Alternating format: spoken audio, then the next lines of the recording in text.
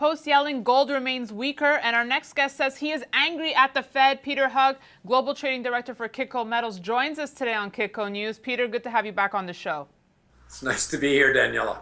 So in your morning commentary, Peter, you said, look, you're angry with the Fed right now. Let's elaborate on your comments here. Well, that's a generalized statement that I'm angry at the Fed. I'm more angry and disappointed at the Fed presidents and some of the jargon that they spewed last week.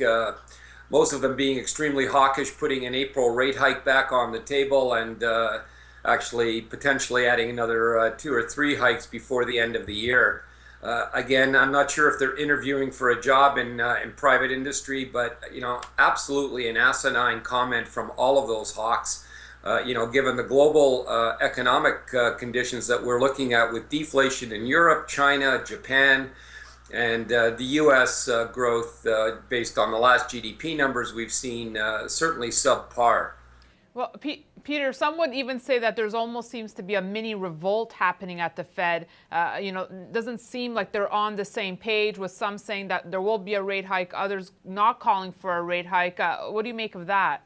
Well, personally, I think they should keep their mouths shut and, leave it up to the Fed chairwoman, Yellen, to make the policy statements for the Fed. They have their votes or they don't have their votes. And, them being on air every day with conflicting, reports on what they think should be happening with interest rates is a destabilizing force for the equity markets and, for capital flows generally. And quite frankly, they should go back to doing their jobs, have their little meetings, and have Chair Yellen come out as a unified approach to what the Fed policy is going to be. And all of this jabbering back and forth is counterproductive to the markets. And I personally think they should keep their mouths shut.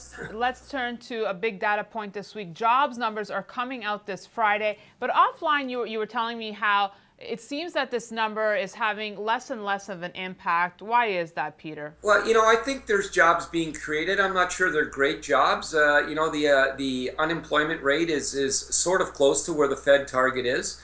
But there's I'm not sure the evidence on the posted number is an accurate number.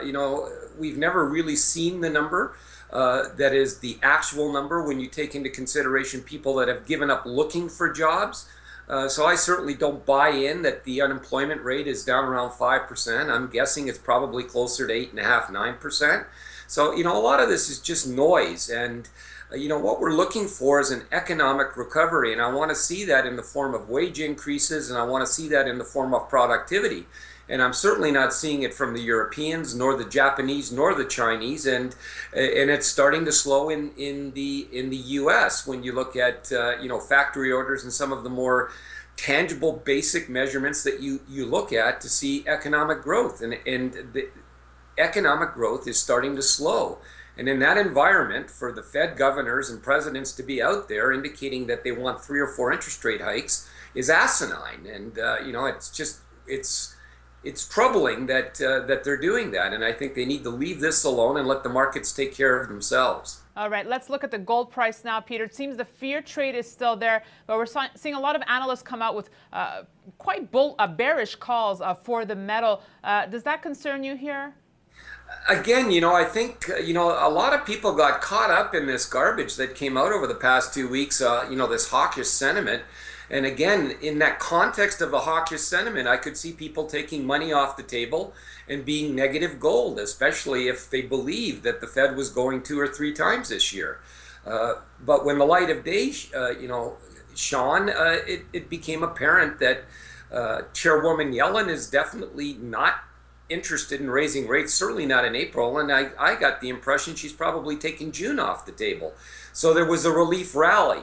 And the reason, as I mentioned this morning in my commentary, I call it a relief rally, is if the equity markets gather some steam here on the belief now that interest rates won't go up, it's going to create some capital flows into the equity space on a risk-on play.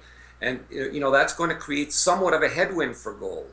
Now, if we get a situation where interest rates stay low, which I believe they will, and the equity markets start to run into some issues, primarily based on earnings, which are coming out shortly, I think gold then has a launching pad. Peter, thanks so much for your thoughts today. We'll see you next week. Okay, you're welcome, Daniela. And thanks for watching this edition of Kitco News. We have GFMS, an interview with them and their forecast up next.